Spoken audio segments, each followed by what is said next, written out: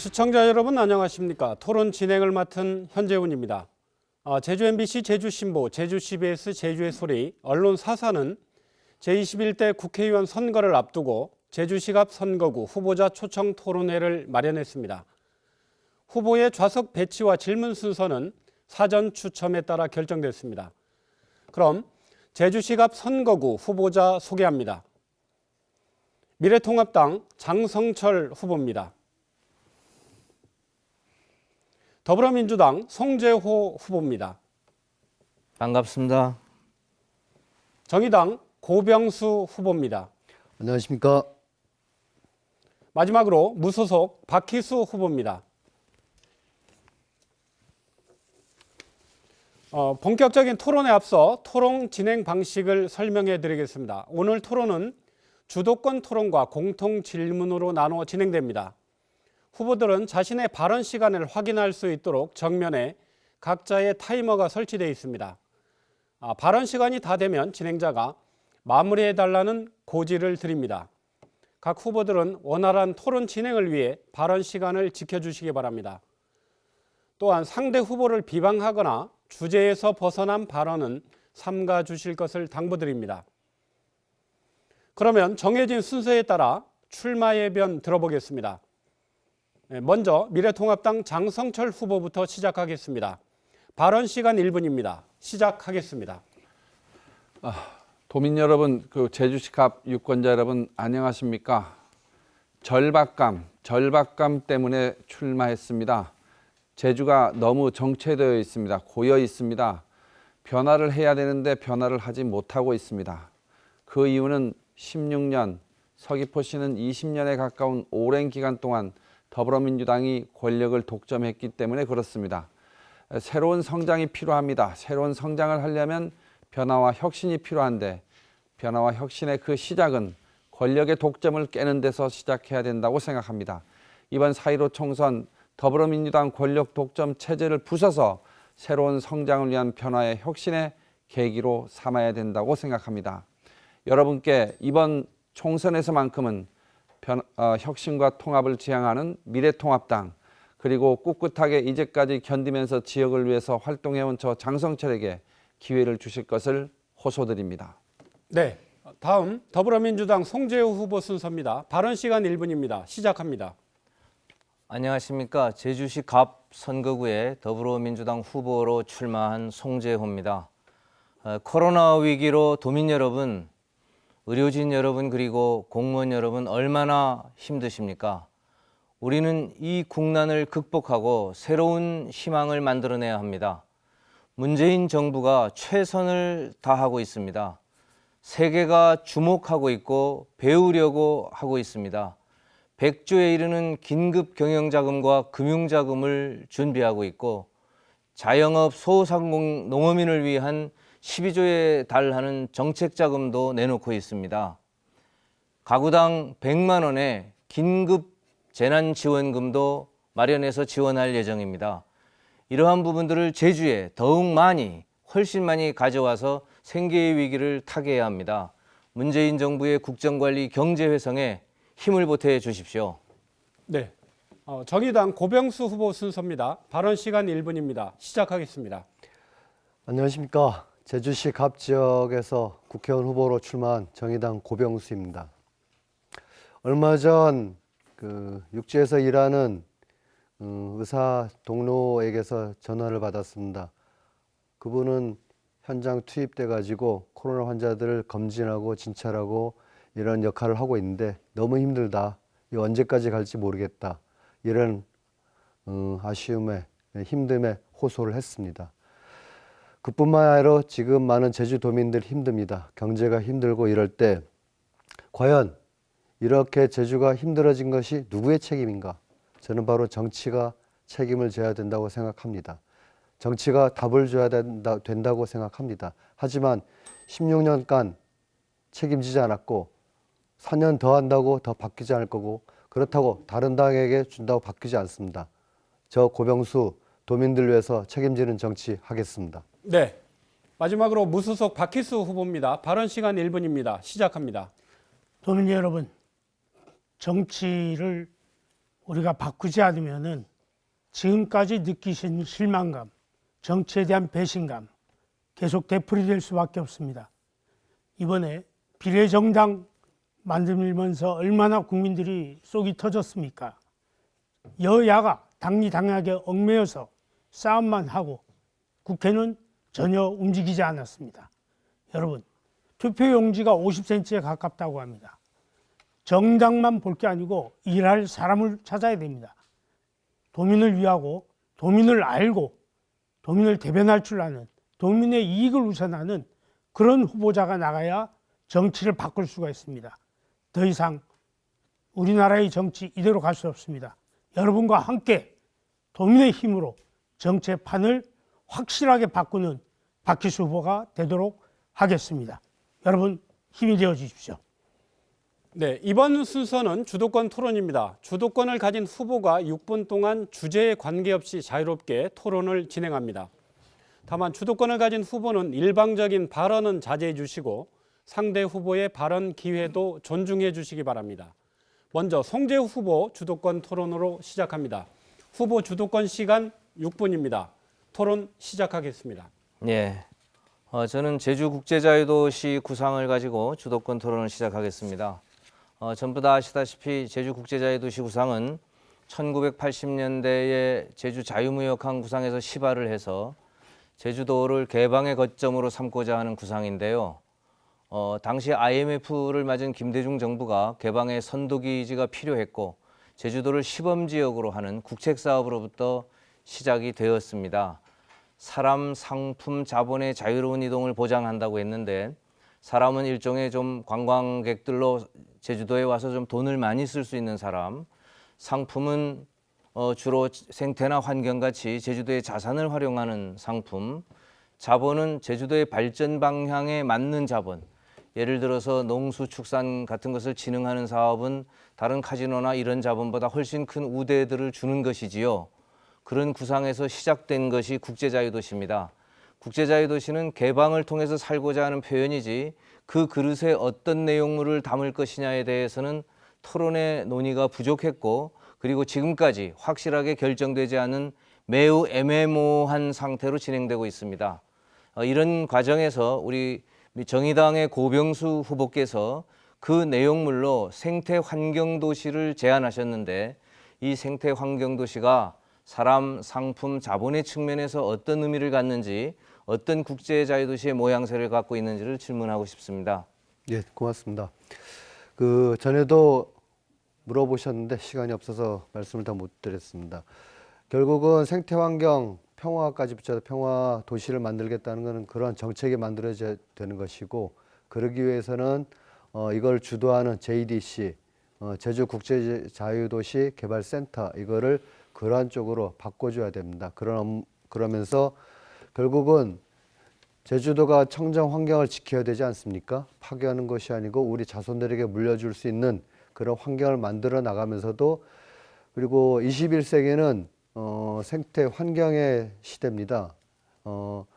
회색 산업이라고 하는 석탄 중심의 탄소를 배출하는 그런 산업이 아니고 새로운 환경을 지키는 산업으로 넘어가는 시대입니다.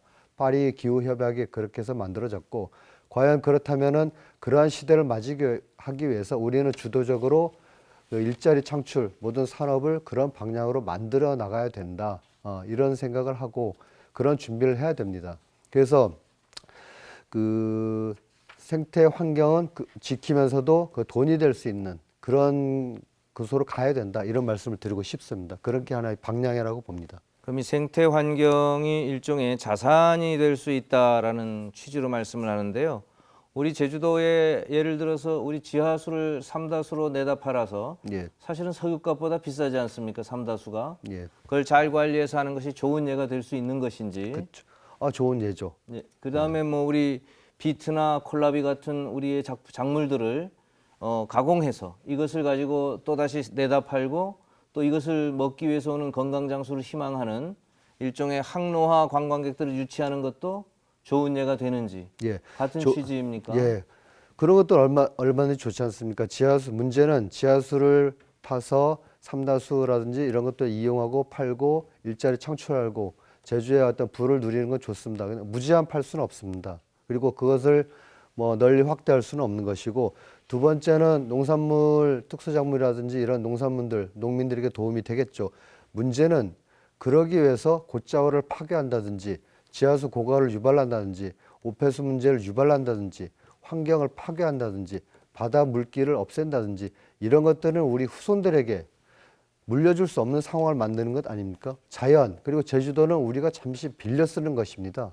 후손들에게 물려주기 위해서 잠시 빌려 쓰는 것이니까 잘 써서 물려줘야 될 것으로 보는 관점에서 만들어야 되는데, 이 국제자유도시 정책에서는 그런 것들이 명문만 있지 제대로 지켜지지 않았거든요. 그거를 주도하는 국제자유도시개발센터가 잘못된 방향으로 갔기 때문이 아닌가. 그리고 그것을 주도한 송 후보님 같은 경우 그것에 대한 제대로 된 반성, 사과 없었습니다. 학자로서 말만 이렇게 해놓고 그 다음 지금 와서 도민주도 성장이라든지 자연환경을 지켜야 된다든지 이런 말들을 했습니다. 그렇게 많이 파괴되는 제주 지난 10년, 20년 동안에서는 도대체 어떤 역할들을 했고 어떤 말을 했습니까?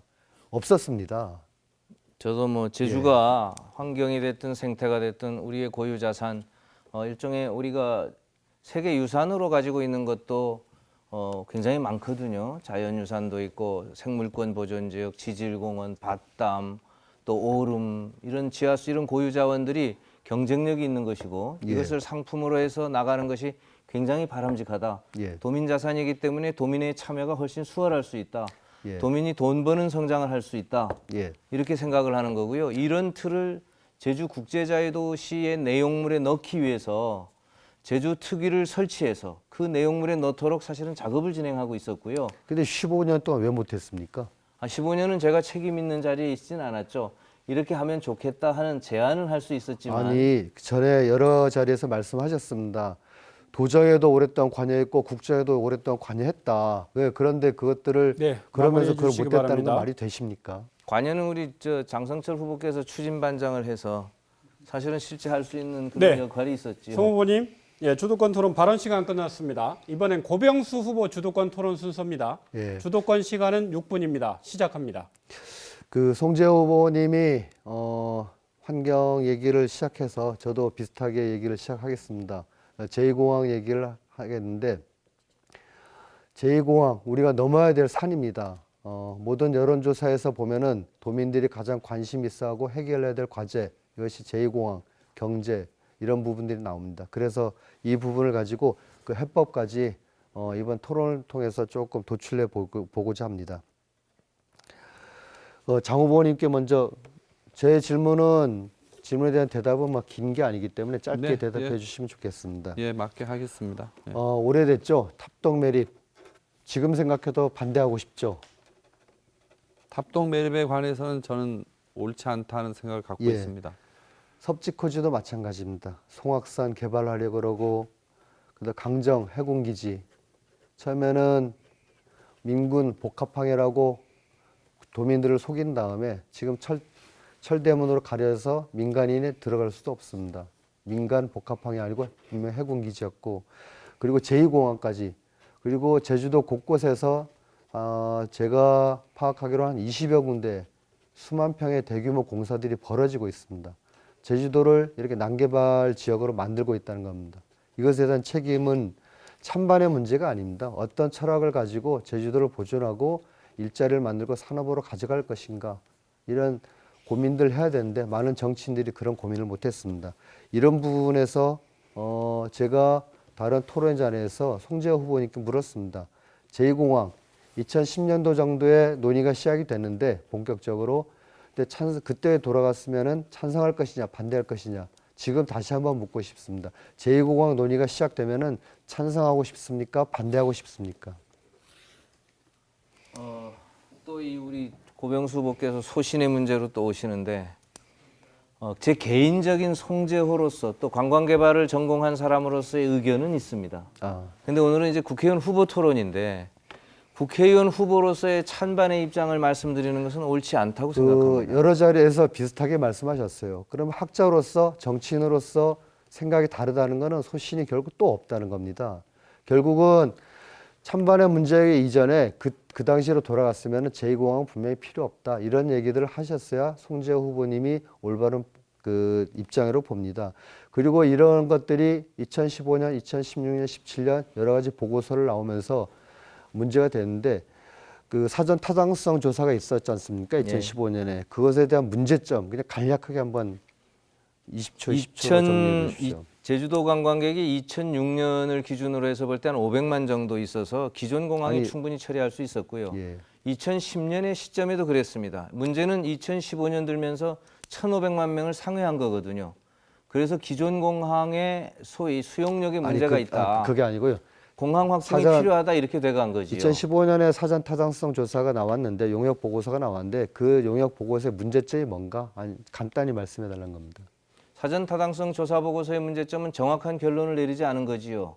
타당성 조사 보고서라는 것은 기존 공항의 확충인지, 예. 기존 공항이 안 되면 다른 공항으로 가야 되고 어떻게 가야 되는지는 기준을 제시하고 이것을 실행하기 위한 도민의 예, 합의 됐습니다. 과정을 만들어냈어야 하는데 예. 이것에 대한 내용을 구체적으로 담지 못한 그 게 사전 저는 타당성 조사의 에서는 이미 결론을 냈습니다. 뭐냐면은 그 세 가지 안을 냈었죠. 그러니까 그건 결론이 현 아니죠. 공항을 확장할 것인가, 그다음 새로운 공항을 만들 것인가, 제3의 장소에서 제2공항을 만들 것인가 이 세 가지 안을 검토하는데 문제는 그 사전 타당성 조사에서 첫 번째, 두 번째 현 공항 확충이나 다른 문제에 대해서는 1쪽, 2쪽 정도의 내용만 보고했고 나머지 제2공항에 대해서는 거의 200쪽 정도의 보고서 내용을 집어넣습니다.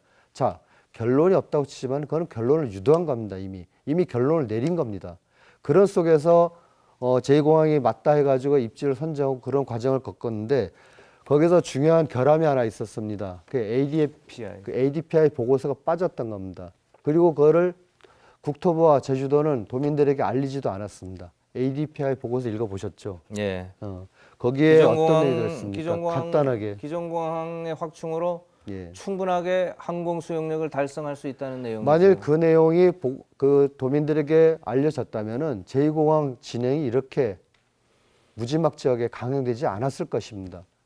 그러니까 우리가 지금 찬반 논의를 할 게 아니고 애초에 잘못된 방향으로 시작됐기 때문에 지금 찬반 논란, 도민들의 갈등이 이어지고 있던 것입니다. 저는 그것을 말하고 싶은 거고 그렇다면 여기서 해법이 자연스럽게 나오는 겁니다. 대통령 그리고 그 2017년도 언론에 나왔고 2019년 작년에 김태석 도의장을 만나면서도 대통령의 의중이다. 제2공항은 아마 진행돼야 됐다. 이런 식의 얘기하고 그다음 국토부에서는 공론화가 이루어지더라도 아마 받아들이지 않을 것이다. 받아들일 필요 없다. 이렇게 말씀하시면서 그렇다고 공론화는 좀 할 필요 있다. 어중간한 얘기를 하셨어요. 이건 도민 갈등을 부추기는 겁니다. 사실 그럴 때 소신 있는 정치인이라면은 대통령을 설득해서 제2공항을 막아내겠다. 그리고 공론화 과정을 거쳐서 그 결정을 따르겠다. 이렇게 하는 게 분명한 자세라고 봅니다.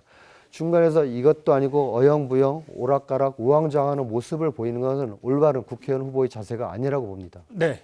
고병수 후보님 주도권 토론 시간 끝났습니다. 박희수 후보 주도권 토론 순서입니다. 네. 시간 6분입니다. 시작하겠습니다. 우리 송재호 후보 그리고 네. 장성철 후보 네. 두 분께서는 두 분 다 정치외교학을 전공하셨죠? 네. 예. 연세대 정치외교학과 두 분 다 나오셨는데 정치외교 전공하신 것처럼 말씀도 잘하시고 예. 아주 여러 가지 좋은 아이디어도 내놓고 있는데 아쉬운 게 두 분 다 공통점이 정확한 소신이 없다. 그리고 장밋빛 환상만 그려내고 있다. 저는 그렇게 생각이 듭니다. 자, 왜 그런지 제가 먼저 말씀을 드릴게요. 제주 서부갑 지역에 수십 년 된 민원이 대표적인 사안이 두 가지가 있습니다. 하나는 현 제주공항 소음 피해에 대한 얘기입니다. 두 분께서 혹시 이 내용 알고 계십니까? 여러 가지 있겠지만 전 소음 피해에 도두항 대해서. 하수종말 처리 부분이라고 소음 생각합니다. 피해. 네, 알고 예. 있습니다. 광범위하고 매우 크죠. 네, 소음 피해 대상 그 주민이 가구 수가 얼마나 될 것 같습니까? 대충 뭐 정확한 통계 수치까지는 얘기 안 해도 됩니다. 송재호 후보 준 피해 지역은 애월서부터 시작하고요. 아니, 피해 지역은 대충 도두부터 이렇게 가구 시작을 수로 하고 따진다면은- 영단까지 가니까 제주갑 인구 우리가 유권자를 한 20만 정도 보면 절반 가량이 소음 피해 지역에 해당될 수 있다고 아니, 보이시죠? 법적으로 항공기 소음 피해법이 있죠. 있죠. 예, 거기에 해당되는 거기에 해당되는 것은 잘 모르시죠? 도두 용담을 축으로 예, 해서 뭐 그 마을로는 방면에 있다고 대충 생각합니다. 아실 거고 예. 장성철 후보도 뭐 거의 그 수준이죠. 예, 제가 예, 뭐 그럴 거라고 봅니다. 자료까지 보진 못해서 정확히 예, 모르는데 예, 2호 예, 도두, 맞습니다. 용담 예. 외에도 자, 제가 드리고 싶은 얘기는 네. 이 민원이 상당히 오래된 민원입니다. 맞습니다. 예. 예. 그리고 아주 이 과거에 이게 1940년대에 공항이 생겨난 이후에 1960년대에 민간공항으로 발전해 오면서 2000년대 들어가지고 상당히 그 비행기 운항 편수가 늘어나고 그래서 피해가 엄청난 그 주민들이 피해를 보고 있는데 문제는 이겁니다. 이 공항의 소음 피해를 대책을 지원하기 위해 가지고 예산을 중장기 계획을 세우고 예산을 지원을 합니다. 그런데 그 예산이 제주공항에 내리는 비행기 착륙료와 그 비행기가 유발하는 소음 유발 부담금으로 주로 재원을 마련합니다. 그런데 2015년부터 지금까지 이렇게 쭉 진행된 것을 보게 되면은 우리 제주도에서 발생한 수익금의 약 20, 어떤 때 2015년도에는 29%, 또 2016년도에는 11.8%, 뭐 이런 식으로 우리 제주도에서 발생한 돈을 제주도에 다 쓰는 게 아니고 50%, 60%, 70%, 80%를 다른 지방에 갖다가 쓰고 있더라 이겁니다. 혹시 알고 계셨습니까? 예, 알고 있습니다. 알고 계세요? 예, 양양이나 네. 소위 적자공항에 잠깐만요. 갖다 메꾸고 있죠. 잠깐만요. 이 돈이 어디를 통해서 가는 겁니까? 한국관광공사가 한 800억 정도 벌어가지고 공항공사. 한국관광공사가 네. 800억 정도 지금 버는 걸로 제가 알고 있고요. 제주에서만 이 흑자 수익이 무안이나 소위 양양같이 원주나 적자공항의 적자를 메꾸는데 상당 부분 전용되는 걸로 알고 있습니다. 아니, 그러니까 이 돈이 어느 부처에서 관장하고 있습니까? 국토교통부죠. 항공관계이기 때문에. 그게 아니고요. 국토교통부에서 다루는 돈은 소음 유발 부담금밖에 안 되고 정확한 거는 기재부에서 하고 있습니다. 아, 그야 당연히 정부 거니까 예. 기재부인데 기재부에서 회계니까. 하고 있어요. 실제 하고 있는 것은 공항공사가 그리고 제가 다시 국토부 산하기관이니까 말씀드릴게요. 그렇다는 알겠습니다. 거죠. 그 수치도 지금 좀 많이 터무니없어요. 수치가 뭐 그렇게 800억이 아니고 연간 한 150억, 130억. 아니에요. 예, 그렇지 예. 않습니다. 아니요, 여기 제가 데이터를 갖고 나오지 않았습니까? 아, 제주공항 흑자 규모가 아니요, 몇 년 지금 전에도 한 450억 송 정도 후보께서 되는데. 얘기하시는 거는 이 지금 소음 대책 지원 사업에 들어가는 예산을 얘기하시는 게 아니고 정확히 알고 말씀하세요. 공항 이용료를 얘기하시는 겁니다. 지금 공항 이용료 공항 이용료만이 아니라 착륙료니, 아니요. 예, 연도별 계류장 착륙료- 사용료니 이런 게 다 나오거든요. 공항 착륙료는 수익은 제 얘기를 듣고 말씀하십시오. 예, 착륙료는 2015년도에 150억이 발생했습니다. 예?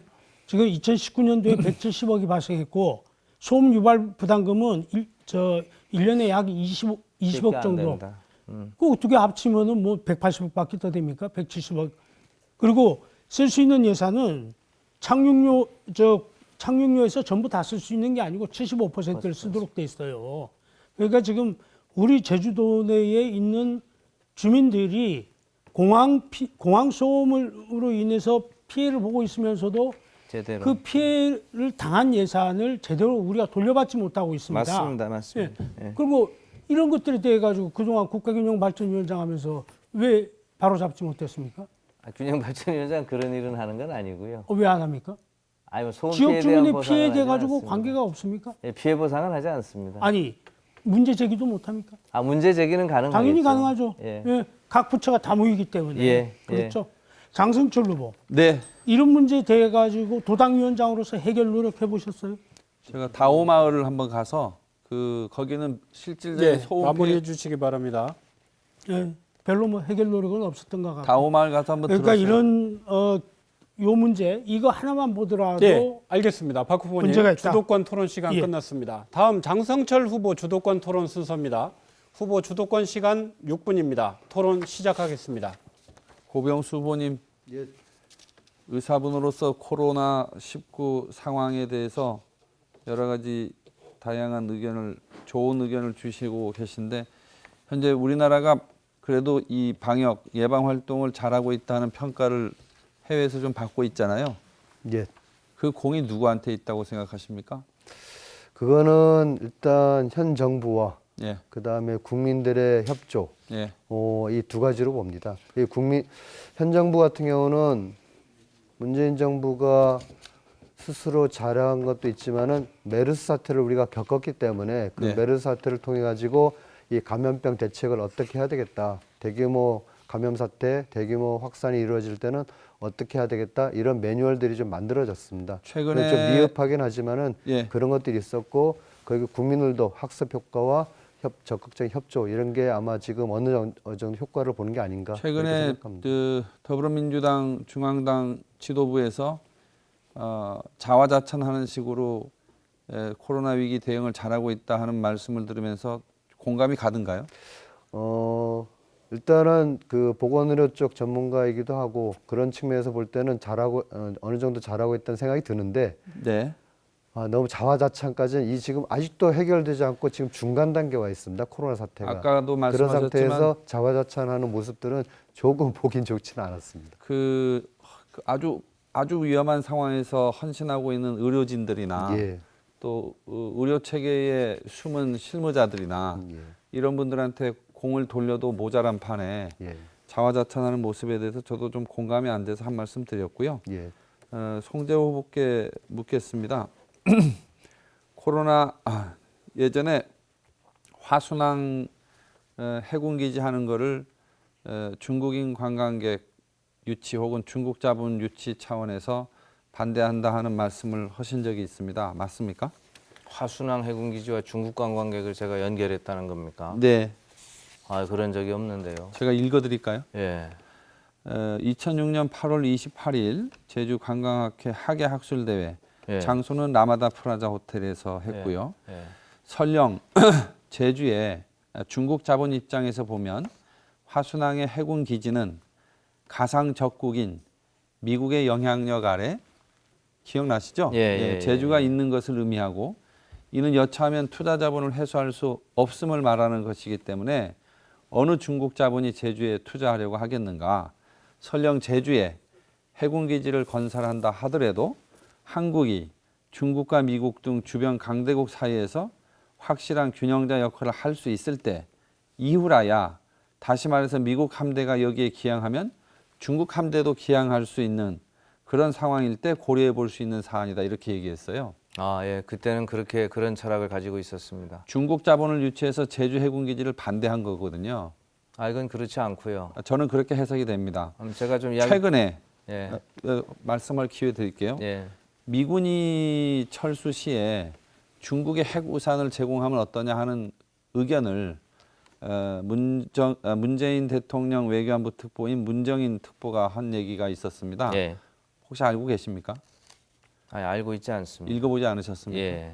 문정인 대통령 외교안보 특보가 만약 북한이 비핵화가 이루어지지 않은 상태에서 주한미군이 철수하면 중국이 한국에 핵 우산을 제공하고 그 상태로 북한과 협상을 하는 방안은 어떻게 했느냐 이런 의견을 냈어요. 예. 동의하십니까? 아니요, 이해합니다. 동의는 아니고요. 무슨 취지에서 그랬는가 정도죠. 네, 완벽하게 근데 동의하지는 않습니다.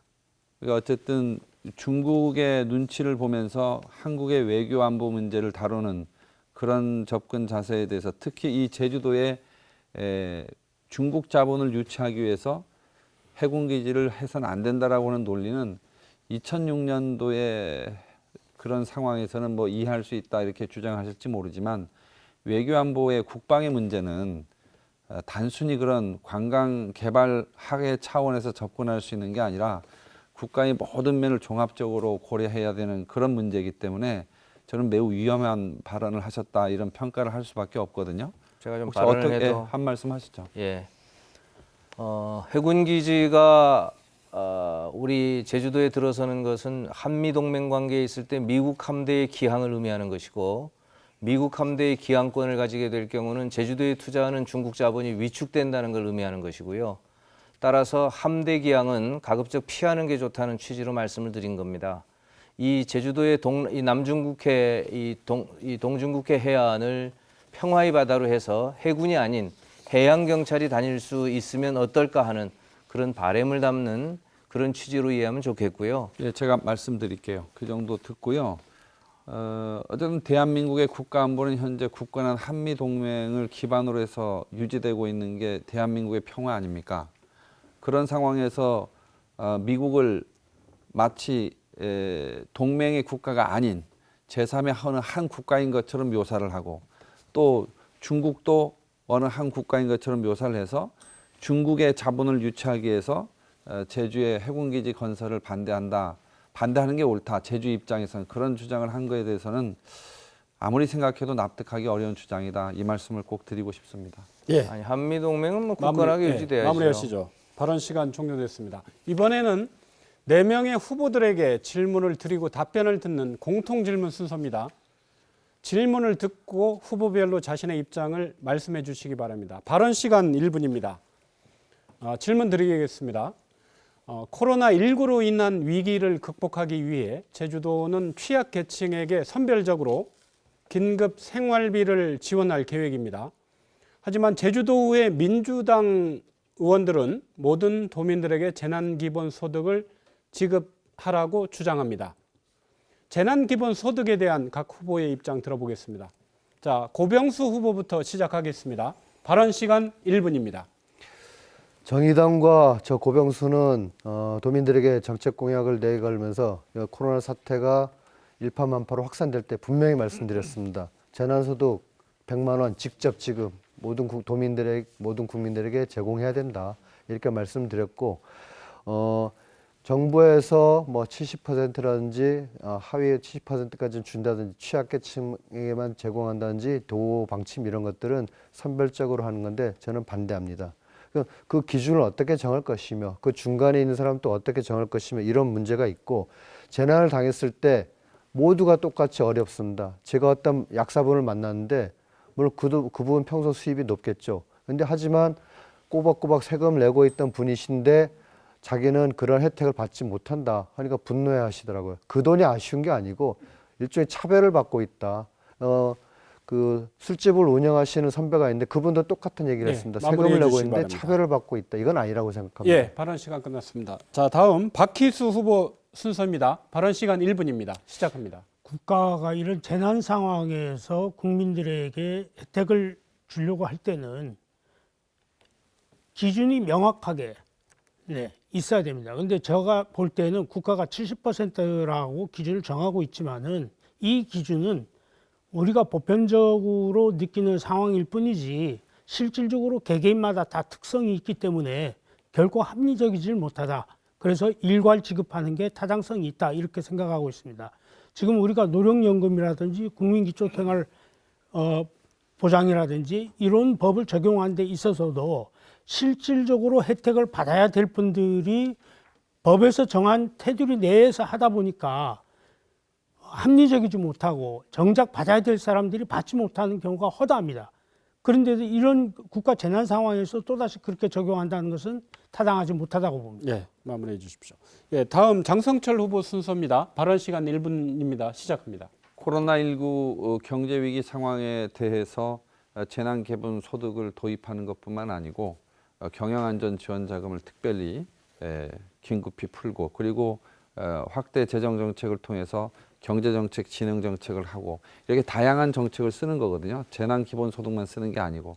그래서 당연히 재난에 대해서는 취약계층에 그리고 아주 어려운 계층에 한정해서 기본소득을 지급하는 게 더 옳다고 생각합니다. 왜냐하면 그 액수가 취약계층에 갔을 때는 가장 큰 도움이 되지만 매출이 뭐 50억, 100억 하는 그런 개인 사업자들한테까지 100만 원씩 줘야 된다, 70만 원씩 줘야 된다 하는 것은 아무리 생각해도 좀 납득하기 어렵고요. 그런 측면보다는 경영안전지원자금 금리를 낮춰주고 또 상환기한을 연장하는 실질적인 경영지원책 그리고 자영업자들을 위한 특별한 지원책들을 별도로 마련하는 것이 재난 기본소득의 효과를 올리는 데도 훨씬 도움이 된다 이렇게 생각을 합니다. 네, 알겠습니다. 자, 다음 송재호 후보 순서입니다. 발언 시간 1분입니다. 시작하겠습니다. 식당, 학원, 펜션, 택시, 농어가 여기 소상공인 자영업자들이 소위 기업을 지속적으로 또 자영업을 지속적으로 영위할 수 있도록 삶을 보장할 수 있도록 경영안정자금 또 금융자금 100조 규모 빨리 해야 되고요. 이것만 가지고 또 부족합니다. 그리고 긴급 재난지원금을 70% 하위 70%에게만 주겠다는 건 잘못된 생각인 것 같습니다. 무상급식에 예에서 봤듯이 납세자면 전부 받아야 되고요. 100% 주는 게 맞고 4인 가구 기준으로 지금 100만 원을 준다고 돼 있는데 유럽의 경우는 독일의 경우는 650만 원 기준으로 주고 있습니다. 그래서 이 재난긴급지원금도 재정을 확대해야 이것이 결코 이 재정의 무리가 아니라는 것을 말씀을 드리고 그래야 구매력도 향상하고 또 소기에 국난 극복이라는 목적을 달성할 수 있다고 봅니다. 발언 끝났습니까? 예. 이번 순서는 두 번째 주도권 토론입니다. 진행 방식은 동일합니다. 주도권 가진 후보는 일반적인 발언 자제해 주시고 상대 후보 발언 기회도 존중해 주시기 바랍니다. 후보 주도권 발언 시간 마찬가지로 6분입니다. 이번에는 박희수 후보의 주도권 토론으로 시작하겠습니다. 예. 주도권 시간 6분입니다. 시작하겠습니다. 장성철 후보, 네. 어저께 그 국회의원 국민소환제 조건부 찬성을 갖다 말씀하셨죠. 네. 네. 자, 대통령, 도지사, 지방의원 모두 다 국민소환제 대상이 됩니다. 네. 국회의원만 왜 제외시켜야 됩니까? 이제 찬성한다 그랬잖아요. 조건을 조건 달았죠. 그러니까 그러면 대통령도 조건부로 해야 되고 지방의원도 조건부로 하고 도지사도 조건부로 해야 됩니까? 그 조건의 내용을 제가 말씀드려도 예. 되겠습니까? 그건 뭐냐면 어제도 말씀을 드렸지만 그 지역 사회 혹은 그 국가의 기득권 다수 세력이 좀 이렇게 소수의 대표성을 갖고 있는 정치인들에 대해서 휘둘러 버리는, 다시 말하면 압박하고 또 이게 견제하는, 그래서 퇴출시켜 버리는, 그래서 어떤 면에서는 국민 소환제를 여러 번 하다 보면 기득권 세력에게 알겠습니다. 정치 권력이 다 넘어가 버리는 알겠습니다. 그런 경우가 예, 있는 걸 됐습니다. 방지하기 예. 위한 그런 제도적 장치가 필요하다 알겠습니다. 말씀드리는 겁니다. 자, 그런 논리라면은 네, 국회의원보다 지방의원이 더 휘둘리기 쉽죠. 그렇죠. 예. 저도 그러면 그래서 지방의원도 하지 말아야죠. 저도 그런 것도 좀 자, 보완해야 제가 된다고 얘기하겠습니다. 생각합니다.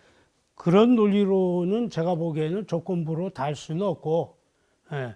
아까 이 재난 수당 재난 주는 기본소득. 것도 예. 똑같은 얘기인데, 예. 자, 겉으로 드러나는 현상, 50억 매출을 올리기 때문에 안 준다.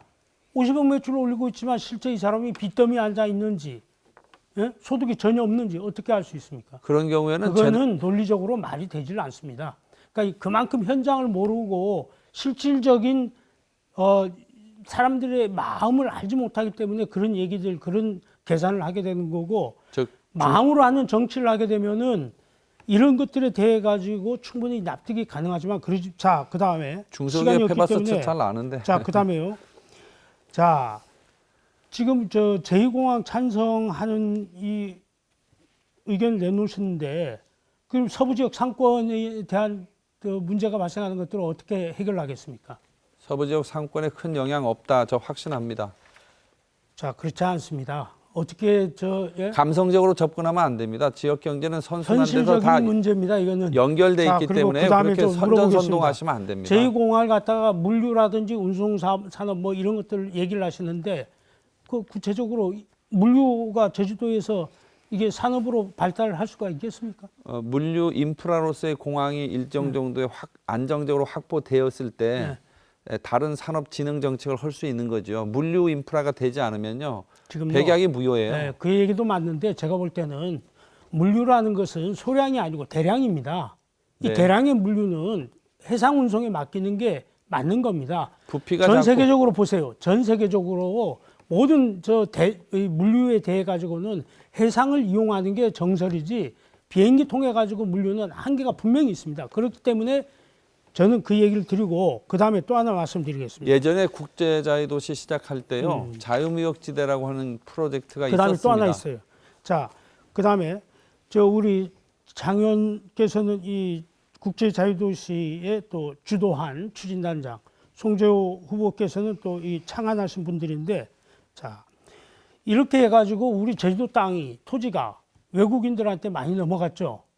대충 얼마 넘어갔을 것 같습니까? 10개라고 하면, 아니 10개는 너무 지나치고 100개라면 어느 정도 넘어갔을 것 같습니까? 박 후보님 말씀 좀 해주시죠. 그 데이터에 대해서. 대충 느낌으로, 뭐 1000개에 하나, 뭐 이 정도. 실제로 알고 나면 그렇게 많지 않다. 도민들이 알 수 있을 겁니다. 네. 예, 맞습니다. 실제로 알고 보면 많지 않습니다. 1.2%니까 100개 중에 저 1.2개니까 장성철 후보의 생각으로는 많지 않고, 제가 볼 때는 한라산을 제외한, 개발할 수 있는 땅을 제외한 면적으로 봤을 때는 엄청난 면적입니다. 1.2%란 것은, 1.2%는 제주도 전체 토지 면적에 대한 비율이고, 실제 개발 가능한 면적을 따졌을 때는 도서지방이라든지 한라산 국립공원이라든지 이걸 제외했을 때는 너무나도 큰 저 면적입니다. 토지는 잠깐만요. 그래서 제가 볼 때 우리가 두 분께서 창안하고 제안하고 추진한 국제자유도시 또는 개발 정책이 가져온 폐단이 이렇게 우리 후손들에게 큰 영향을 미칠 정도까지 됐는데, 아직까지도 두 분은 개발론에 얽매였다 이겁니다. 우리 송재호 후보께서는 뭐 도민주도 성장이라든지 신남방 정책으로 전진기지라든지 이 얘기 하시는데, 이거는 개발에 치중한 논리들입니다. 그리고 도민주도 성장을 하려는 기본 동력이 있어야 되는데, 그건 관광 아닙니까? 사람이 들어왔을 때 그게 가능한 거지, 사람이 안 들어온 상태에서는 불가능한 얘기입니다. 그래서 제가 볼 때는 아직도 두 분께서는 과거 우리가 실패한 정책, 사람 많이 들어오면 모든 게 다 된다는, 개발 많이 하면 된다는, 그리고 외국인들이 투자 많이 하면 된다는 이 논리에 아직도 두 분은 다 젖어 있다. 제가 볼 땐 그렇지 않습니다. 우리 고병수 후보나 제가 공통적으로 생각하고 있는 부분은 그게 중요한 게 아니다. 자, 일단 제주도에 많은 사람이 상주할 수 있는, 기본적으로 산업 구조가 돌아갈 수 있는 마무리해 주시기 상징으로 바랍니다. 게 중요하다. 이따가 다시 하겠습니다. 예, 발언 시간 끝났고요. 자, 다음 장성철 후보 주도권 토론 순서입니다. 주도권 시간 6분입니다. 시작하겠습니다. 송재호 후보님, 예. 코로나19가 몇 개월 후에 끝났어요. 만약에 예. 우리가 경제를 살리기 위해서 해야 될 혹시 특별한 프로젝트를 구상한 게 있으십니까? 코로나19는 바이러스 위기이기도 하지만 생존의 위기죠. 예. 그러니까 일단 생존의 부분을 보장해야 되고요. 저는 그러니까 어떤 프로젝트를 코로나 산업도 가능하다고 봅니다. 예를 들면 자, 그럼 제주 관광 산업을 어떻게 아니, 이렇게 세울 우리 것인가? 진단 키트 같은 것도 우리가 해외에서 미국에서까지 이걸 달라고 할 정도니까 이런 부분들을 잘 해내면 의료 산업으로 갈 수 있고요. 알겠습니다. 백신도 이제 셀트리온이 제일 먼저 만든다고 하잖아요. 제가 의견을 의료 산업이 말씀드리면 될 것 같고요. 코로나19 이후에 위기 극복을 위한 경제 정책의 가장 큰 영역은 결국은 1차 산업과 관광 아니겠습니까? 예. 최근에 그 내국인들이 제주도로 몰려올 것 같다는 판단을 전 하거든요. 예. 왜냐하면 다른 외국으로 나가는 관광객들이 이제 많이 사라지고 결국은 국내 관광을 하려면 선택지는 제주일 수밖에 없다는 이런 판단을 합니다. 4, 5개월 후에 3, 4개월 후에 만약에 코로나 사태가 종료됐을 때 내국인 관광객들이 몰려올 수 있는 것에 대비하는 지금부터 새로운 특별 프로젝트를 전 준비해야 된다고 생각을 하고요. 거기서 도에서 준비해야 될 게 있다, 혹은 국회의원이 지원해야 될 게 있다, 이렇게 생각한다면 어떤 게 있겠습니까? 매우 그 장 후보께서가 지혜로운 지적이라고 생각합니다. 일단 지금 이미 골프장 같은 데는 밖에서 못 치니까 제주에서 치자는 그런 부분들이 내국인들이 많이 오고 있고요.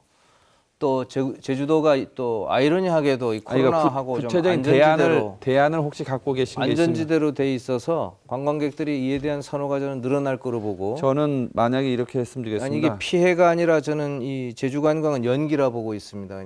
그러니까 결국 그러면 내국인 관광객이 몰려올 때 어쨌든 이거를 제대로 받아 안아서 제주 관광 산업을 도약시킬 수 있는 방안이 뭐냐? 도에서 준비해야 될 게 저는 두 가지라고 생각합니다. 하나는 또 국회의원이 그게 도와야 되고요.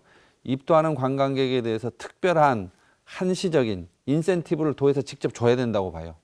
예를 들면 숙박료에 대한 보조라든지 항공료에 대한 보조라든지 아니면 마케팅 비용 같은 걸 업체들한테 줘서 예전에 중국인 관광객을 데려올 때 1인당 10,000원의 인센티브를 줬어요. 단체 관광객. 예. 저는 이게 한 6개월이면 6개월, 1년이면 1년 정도로 제주도가 한꺼번에 기초 체력이 살아날 수 있는 기회다 봐서 그런 정책을 필요한 게 보고요.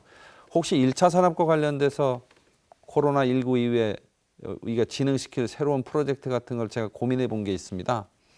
무슨 얘기냐면 최근에 그 구매 패턴이 백화점 또 대형 마트 온라인 하면 어느 쪽으로 쏠려 있는지 혹시 아시죠? 예, 온라인 쪽으로 쏠리죠. 온라인이 급격히 늘었죠. 예. 백화점 대형 마트는 줄었어요. 예. 저는 이게 제주의 기회라고 생각을 합니다. 무슨 얘기냐면 1차 신선식품하고 편의식품, 건강식품, 식품들이 지금 날개 돋친 지 팔려요. 집에서 소비하는 사람들이 많기 때문에 다시 말하면 편의식품과 1차 신선식품을 제조할 수 있는 식품 제조업에 지금부터 준비해서 집중적인 투자를 해야 된다. 그래서 이 신선식품 시장에 제주도가 가장 앞설 수 있는 지역으로 만들어야 된다 하는 거죠. 이와 관련해서 이 제주 지역의 이 신선식품을 현재 팔고 있는 업체들이 최근에 조금 분주해지기 시작을 했거든요. 가장 큰 애로점이 어디에 있다고 혹시 알고 계십니까? 저는 이 말씀드린 것 중에 물론 총론적으로 동의하고요. 이 식품 제조업에 스마트 기능을 좀 붙여서 이걸 좀 더 활발해야 된다고 생각하는데 예, 이해됩니다. 이러한 기술적 지원이 좀 부족하고 우리 그- 고병수 제가 좀 이야기하면 안 되겠습니까? 그러니까 스마트 관련 기능이 하나의 대안이잖아요. 예, 제가 얘기한 가장 어려운 분야는 어디냐면 물류예요. 예. 현재 그 편의식품이나 이런 거 택배 물류를 통해서 그러니까 고병수 후보께서 저번에 이야기한 것들이 굉장히 타당성을 갖는 거죠. 예, 그래서 그런 물류 문제를 해결하기 위한 대안을 혹시 평소 고민한 게 있으십니까? 그건 제가 제 주도권 토론 때 좀 예, 여쭤보려고. 그래. 오케이. 예, 그럼 예. 제가 제 대안을 말씀을 드리겠습니다. 지금 택배 물류비 같은 경우도 제주도하고 육지부 업체하고 한 3,000원, 4,000원 정도의 이 비용 차이가 나요. 예. 그러다 보니까 제주 업체들이 굉장히 그 경쟁력이 떨어지고 있는데 저는 육지부에 이 거점 물류 단지를 제주도에서 직접 지어서 예. 제주도에 있는 신선식품 제조 유통기업들한테 임대를 해주는 일을 과감하게 해야 된다. 그렇게 해서 전국적으로 제주 식품 신선식품이 국내 시장을 장악할 수 있는데 제주도가 좀 도약 이 디딤돌 역할을 하는 일을 해야 되고 이런 일들을 하기 위해서 제가 추가 경정 예산 3천억을 요구한 거였거든요. 어저께 추가 경정 예산 도에서 한 500억밖에 안 한다 이렇게 말씀하셨는데 실제로 3천억 거의 준비돼 있습니다. 그렇습니까? 예, 한번 지켜볼게요. 제가. 예, 제가 그렇게 파악을 하고 있고요. 저도 제주 좀 말할 기회를. 주도권 토론 때 하십시오. 네, 네. 그리고 그 농산물의 가격 안정화를 위해서 가장 중요한 거는 이 품질을 높게 생산한 농가들이 돈을 더 많이 받을 수 있는 그런 시스템으로 유통 구조가 바뀌어야 되거든요. 그런 유통 구조의 대안으로 혹시 제가 말씀할까요? 아니 꼭같이 주도권 토론에서 해야 될 것 그럼 같습니다. 그거에 대한 대안도 혹시 말씀 좀 예, 해주시면 예, 예. 좋겠습니다. 그거에 대한 대답도 제가 비교할 수 있도록 제 입장을 말씀을 드리고요. 어쨌든 이 코로나19 이후에 제주 경제를 한 단계 도약시키기 위한 1차 산업과 관광 산업을 중심으로 한 그 도약의 프로그램들을 지금부터 특별히 준비해야 된다 하는 입장 말씀드리겠습니다. 네, 토론 시간 끝났고요. 다음은 송재호 후보 주도권 토론 순서입니다. 시간 6분입니다. 시작하겠습니다. 네, 이 짧은 시간에 드릴 말씀 많고 우선 코로나 이후에 관광 산업의 활성화를 대비해서 지금 뭐 피해라기보단 연기일 수 있다. 도가 마케팅이라든가 인센티브를 충분히 준비할 필요가 있다는 말씀에 동의하는데요. 아주 재미있는 사실은 5조 8천억 원의 제주도 예산 중에 관광 예산이 1,000억 원도 안 된다는 슬픈 사실입니다. 관광 핫바지론이라 그러는데요. 이런 부분에 대해서 제주도가 좀 인식을 환기하고 정말로 관광객을 위해서, 관광 산업을 위해서 도민이 참여하는 경우에는 더 인센티브를 주는 방향에서 도의 예산 배정이라든가 또 예산의 기본 방향을 다시 설정하는 것을 이 시점에는 고민을 해봤으면 좋겠습니다. 지금 환경 문제가 자꾸 나와서 제가 박희수 후보께 좀 여쭙겠습니다. 이 지금 소음 피해가 굉장한 제주의 현안 사항의 하나라고 이렇게 말씀을 하셨는데 공항 주변의 서부 지역에 저는 또 하나의 현안 사항이 도두의 하수종말 처리장의 문제라고 생각합니다. 하수종말 처리장이 지금 현재 13만 톤 정도의 처리 능력을 갖고 있는데 실제 흘러가는 이 오폐수는 13만 5천 톤 정도 된다는 이미 5천 톤 정도가 오바된다고 하는 이 통계가 있고요. 이 드림타워 38층이 이게 가동이 되면 또다시 여기 추가적으로 5, 6천 톤이 또 부과돼서 정말로 제주도 앞바다가 이게 똥물이 될 수 있는 도두 앞바다가 제주도 서부의 약 60%의 이 해안을 갖고 있는데 이 부분 심각성을 어떻게 생각하시는지 또 대책이 있다면 어떤 게 있는지 먼저 말씀해 주세요. 예, 좋은 의견 주십니다. 이 부분에 대해서는 우리 또 송재우 후보가 국가균형발전위원장으로 있으면서 4천억 규모의 예산을 확보해서 증설하는 걸로 알고 있습니다. 그리고 어쨌든 제가 보기에는 증설만의 그 지역의 증설도 물론 중요하겠지만은 제가 볼 때 좀 분산시킬 필요도 있다. 이게 너무 도두 쪽에 그렇게 해가지고 증설을 해버리니까 그 지역 주민들은 악취가 더 늘어날 걸로 지금 심각한 우려를 하고 있습니다. 그래서 제가 볼 때 이 부분에 대해서는 별도로 해상으로 나가서 일부 매립을 해서 거기다가 짓는다든가 이런 방식을 선택해야지 기존에 있는 데다가 자꾸 늘려나가면은 지역 주민들의 민원만 더욱더 발생할 수밖에 없다. 그리고 소규모 단위로 여러 군데 지어줘야 한 군데에서 문제가 생기더라도 이게 바다로 바로 흘러가지 않고 다른 데에서 처리할 수 있도록 비상대책까지 세워주는 게 저는 상당히 중요하다고 봅니다. 예. 그래서 이런 것까지 같이 준비가 좀 됐으면 좋을 것 같습니다. 이 드림타워 38층이 제가 이렇게 살펴봤더니 63 빌딩의 1.8배 정도 되는 이 규모의 생활 폐기물이나 오폐수를 방출하는데 5천 톤 정도를 지금 도두에 더 쏟아 넣으면 증설되기 전에 신화역사공원에서 역류하듯 오폐수가 역류할 그렇죠. 우려가 예, 있고 이건 원노형의 수도관, 이 오폐수관을 통해서 만약 간다면 이건 아주 심각한 문제지 않겠습니까? 이게 우리 장성철 후보 혹시 드림타워 추진할 때 관계되지 않았습니까? 관계되셨습니까? 인허가 과정에. 드림타워 과정에. 처음 언제 시작한지 혹시 박희수 후보님 아십니까? 처음에는 우금민지사 때 아니 인허가- 제가 물어봤어요. 제가 물어보잖아요. 아니 제가 우선 드림타워 물어봤어요. 언제 시작했죠? 드림타워를 시작한 역사는 인허가 처음 우금민 지사 때입니다. 우금민 지사. 쌍둥이 빌딩으로 처음 인허가 난 게요. 김태환 도지사 때 했습니다. 아니죠. 최종 허가는 우금민 지사가 했습니다. 최종 허가는 원희룡 도정도 맞아 했죠. 아니요. 아니요, 원희룡 지사는 우금민 지사 깎았죠. 때 깎았죠. 우리가 네. 그러니까 다시 말하면 6월 30일 김태환 앞두고 도지사 때 마지막 온포인트 회기 때 우리가 반대 결의안을 냈어요. 기억하십니까? 네. 그럼에도 불구하고 우금민 지사가 허가를 했어요. 맞죠? 네. 그러니까 우금민 지사 때 허가된 게 맞잖아요. 인허가를 언제 했습니까? 인허가 최종 결정이 아니, 근데 우금민 지사 인허가를 처음에 할 때 김태환 도지사 때 했고요. 네, 지금 주도권 토론 시간입니다. 주도권은 송 후보에게 아니 그 있습니다. 장 후보는 그런 드림타워의 이런 영향을 사실은 예측하고 있었던 거 아니겠습니까? 인허가 절차가 진행된 상황에서 그거를 현실적으로 그 문제를 풀 수 있는 대안들을 교통영향 평가나 환경영향 평가 같은 걸 통해서 했고요. 지금 송 후보님 얘기했던 그런 오폐수 문제들은 과학적으로 검증이 돼서 현재 상태에서 해결이 가능한지 여부에 대한 구체적 검증이 필요하다고 생각합니다. 그렇죠. 예. 저 박 후보께 마지막으로 묻겠습니다. 그럼 이거는 도두 주민들이 소음 피해 지역과 똑같이 피해를 보는 거 아니겠습니까? 그렇죠. 어장 피해뿐만이 그렇죠. 아니라 악취 문제 이르기까지. 예, 예. 이에 대한 피해 보상은 어떻게 이루어져야 돼?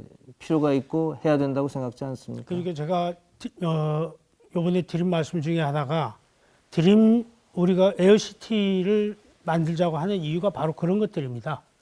공항 소음 피해라든지 그 하수 종말 처리장의 악취 문제로 인해 가지고 지역 주민들이 많은 피해를 보고 있는데 거기 또 확장을 하게 되면 더 많은 피해를 볼 수 있기 때문에 아예 이번 기회에 우리가 좀 국가적으로 예산을 들여서라도 공항 소음 피해 지역과 그런 악취 피해 지역에 대한 지역을 단체로 이주시켜서 이분들에게 보다 나은 삶을 살 수 있도록 만들어주고 그 에어시티에 또 일정 정도 취업이라든지 예, 발언 정리해 입지 주시기 기회를 주자. 바랍니다. 이게 제 얘기입니다. 예.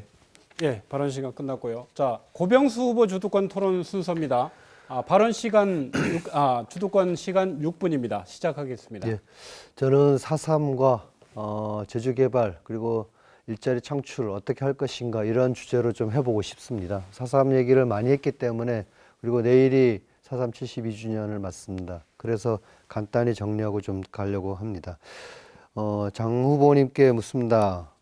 아, 저요? 예예. 예. 4.3과 관련해서 전경희, 홍준표, 장제원 다 그쪽 당 출신이지 않습니까?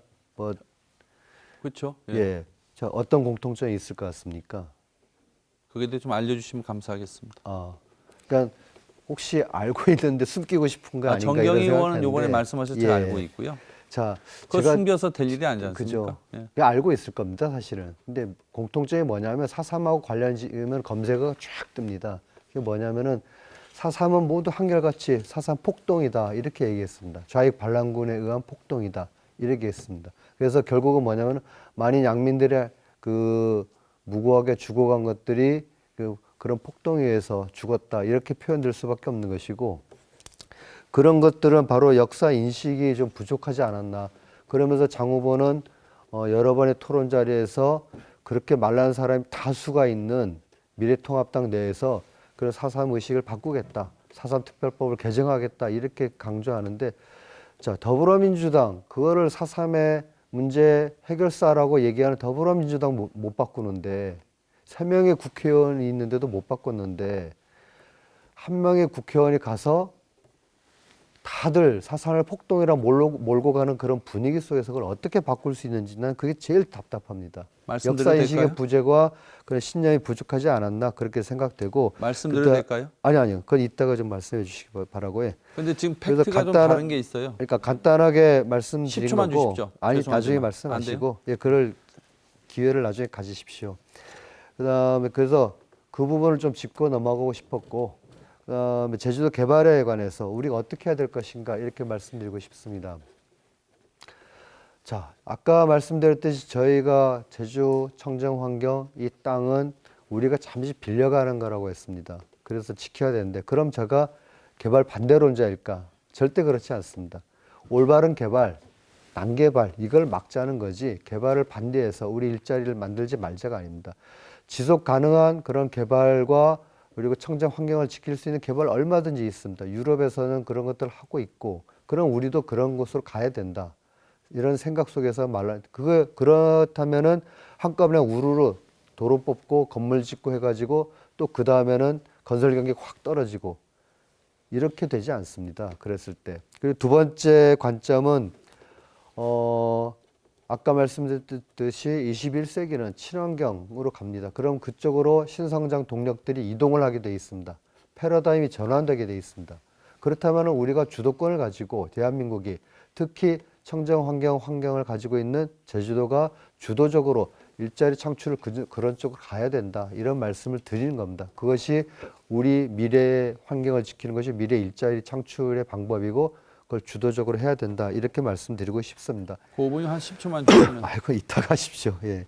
나중에 자, 그랬을 때 없어서. 송재호 후보님께 다시 묻겠습니다. 어저께 시간이 없어서 말 못했는데, 아직도 평화 인권이 밥벌이가 되냐 이렇게 생각하지는 않으시죠? 아이 그건 예. 제가 실수한 발언인 것 같아요. 예. 돈 이야기 하다가 맞습니다. 저도 그렇게 생각하셨으리라 믿고, 사실 그게 올바른 방향입니다. 돈이 됩니다. 사실 아까 말씀드렸듯이. 그랬을 때 송재호 후보님의 어떤 국회의원으로서의 제가 계속 소신을 얘기하는 거는, 이런 소신이 흔들리면은 제주도민들의 어떤 현안을 해결할 때도 왔다 갔다 우왕좌왕 오락가락 하기 때문에 제가 말하는 겁니다. 그 이전에 국회의원분들이 그랬기 때문에. 그래서 묻습니다. 카지노 내국인 출입을 허용해야 된다는 발언을 몇 번 했었고, 어떤 기고글에서는 내국인 카지노 허용되지 않으면은 이건 인종차별이다 이렇게 글 쓰신 적 있으시죠? 인종차별은 아니고요. 아니, 그 글을 쓰신 기억은 나시죠? 그러니까 아니, 그 글을 쓰신 기억은 나시죠? 카지노를 가서 돈을 얼마 베팅할 것까지 정부가 규제하는 것은 인권의 문제도 고민해볼 필요가 있다. 이 결국은 정도 그걸 수준에서 인권 이야기한 문제로 거예요. 본 거지 않습니까? 어른이 알아서 하는 거지. 아니, 그거 그러면은 100원 해라 200원 해라 하는 게 맞느냐는 것도, 그것도 우리가 아. 한번 인권 문제에서 살펴볼 필요가 있다. 성매매 금지법하고 비슷한 생각입니다. 그래서 일단 이거를 인권의 문제까지 연결시키는 부분이라든지 이런 사고가 좀 걱정이 되기도 하고 2006년도에는 차이나타운을 건설하자 중국 자본을 들여가지고 2006년도가 IMF를 지나가지고 한국 경제가 돈이면 다 된다 이런 시대였기 때문에 거기에 편승해서 그랬고 지금에 와서는 그 도민주도 성장 이런 얘기를 하십니다. 그는 뭐 누누이 말씀하셨지만은 청정 환경을 지키면서 도민들의 자본, 도민들의 뜻에 의해서 경제를 이끌어 나가자. 뭐 외국 자본이라든지 무분별한 자본을 말고 이렇게 말하는데 그럼 어제는 맞고 오늘은 다르다. 이렇게 하십니다. 학자로서의 신념일지 모르겠지만은 정치는 학자든 정치 길을 걷든 예, 발언 올바른 정리해 주시기 신념을 바랍니다. 가지고 해야 도민들의 많은 현안들을 제대로 우왕좌왕하지 않고 해결될 수 있다. 저는 이렇게 생각합니다. 네. 이번에는 공통 질문 두 번째 순서입니다. 4명의 후보자들은 공통 질문을 듣고 자신의 입장과 의견을 말씀해 주시기 바랍니다. 발언 시간은 1분입니다. 그럼 질문 드리겠습니다. 신세계그룹이 제주의 대형 면세점 사업을 추진하면서 도민사회에 논란이 일고 있습니다. 이 대기업의 신규 면세점 진출에 대한 각 후보의 입장 들어보겠습니다. 이번에는 장성철 후보부터 시작하겠습니다. 발언 시간 1분입니다. 시작합니다. 최근에 면세점 사업이 황금말을 낳는 사업에서 성장이 정체된 사업으로 바뀌고 있습니다. 그런 점을 고려하더라도 제주의 장기적인 성장이 이루어진다라고 하는 것을 전제하고 본다면 면세점 사업에 대한 인허가권은 도민의 공유 재산이라고 하는 관점에서 제주도 공기업이 혹은 공기업과 민간 자본이 합작을 해서 투자를 해가지고 거기서 생긴 수익을 제주 지역 사회에 환원시킬 수 있는 그런 방안으로 전 가야 된다고 생각하기 때문에 카지노, 면세점, 케이블카 같은 독점적 인허가권이 가능한 그런 영역의 사업들은 대기업 자본에게 주는 것을 뒤로 미루고 직접적인 지방 공기업이나 또 도민이 민간 자본과 합작하는 그런 형태로 가는 게 좀 맞다 이렇게 생각합니다. 네, 송재 후보 순서입니다. 발언 시간 1분입니다. 시작하겠습니다. 공영 개발해야지요. 공영 개발 당연히 해야 되고 예를 들면은 우리가 개발을 하는 것도 개발을 잘해서 잘 살겠다고 하는 것이 개발 자체를 부정할 수 없는 거 아니겠습니까? 또 우리가 환경을 보존하려면 돈이 필요한데 그 돈을 어디서 우리가 갖다 쓸 수 있겠습니까? 사실은 올바르게 개발해서 거기로부터의 수익을 얻는 걸 일정 부분 또 환경 보존에 넣어야 하는 것이고요. 그런 의미에서 이 관세청이 허가하고 있는 신세계 면세점은 제주도의 허가로 바꾸는 게 옳다고 생각하고요. 만약에 이 부분이 입법적으로 불가능하다면 지금 현재 롯데신라 신세계의 면세점 수익이 1조 7천억 매출액이 이렇게 이르는데 여기서의 상당 부분을 제주도 관광진흥기여금 등으로 흡수해서 또다시 제주 도민을 위해서 분배될 수 있도록 환원될 수 있도록 하는 구조를 만들어야 된다고 생각합니다. 그리고 당연히 이 법인들의 주소지도 제주도로 해서 제주도에 법인세를 내게 해야죠. 네, 알겠습니다. 다음 고병수 후보 순서입니다. 발언 시간 1분입니다. 신세계 면세점 신규 입점 분명히 결단코 반대합니다. 그리고 2개의 면세점이 있는데 또다시 이런 면세점을 드린다는 것은 제주도에 도움이 되지 않고 이 이익은 대기업이라든지 이런 쪽으로 가기 때문에 분명히 반대하고 그리고 더 큰 문제는 면세점이 생김으로 인해서 그 이익들이 많이 흘러가는 것과 더불어서 주변 상권이 무너질 수 있다는 것들도 있습니다. 그리고 중소상공인들이 더 힘들어지고 중소상공인들이 힘들면은 그 주변에 있는 골목 상권들과 조금씩 다 무너지게 돼 있습니다. 이런 것들의 문제이고 교통이라든지 여러 가지 문제들이 있습니다. 그 카지노 매출액의 한 10%를 도로 환원이 된다 그러고 면세점 수입도 한 1에서 5% 들어와야 되는데 그렇지만 그렇다 하더라도 새로운 면세점, 신세계 면세점 같은 경우는 허용해서는 안 된다고 생각합니다. 네, 알겠습니다. 박희수 후보 순서입니다. 발언 시간 1분입니다. 예, 신세계 대형 면세점 절대 반대합니다. 왜 그러냐면은 제주 지역 경제가 이런 형태로 외지 대자본이 들어와서 자꾸 가져가면 안 됩니다. 일본의 오사카를 예를 들겠습니다. 오사카